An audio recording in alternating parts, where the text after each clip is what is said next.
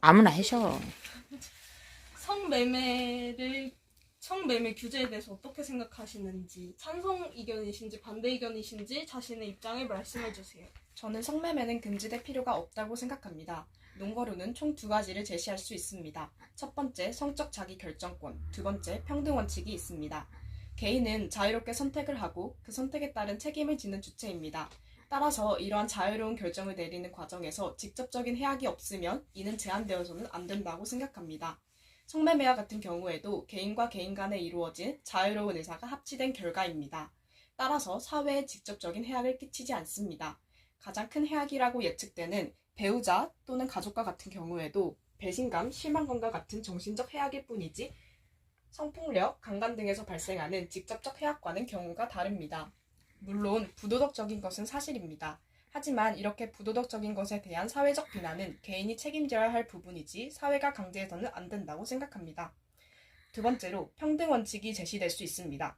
평등 원칙은 같은 것은 같게, 다른 것은 다르게 하자는 원칙입니다. 개인 간의 자유로운 의사가 합치된 결과인 계약은 존중받아 마땅합니다.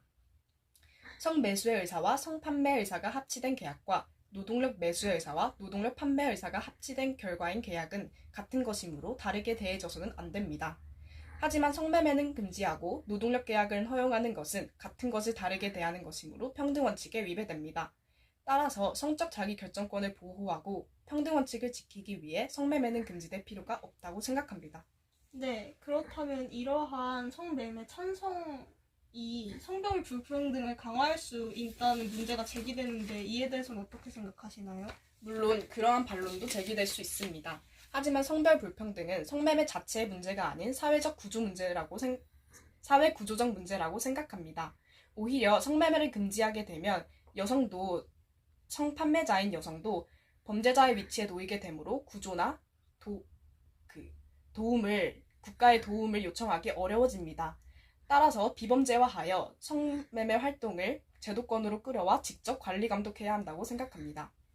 네, 그렇다면 성판매자는 성을 매매의 대상으로 삼는데 그렇다면 성매매를 직업이라 볼 수 있는가? 이에 대해서는 어떻게 생각하시죠? 성매매도 하나의 직업이라 볼 수 있습니다.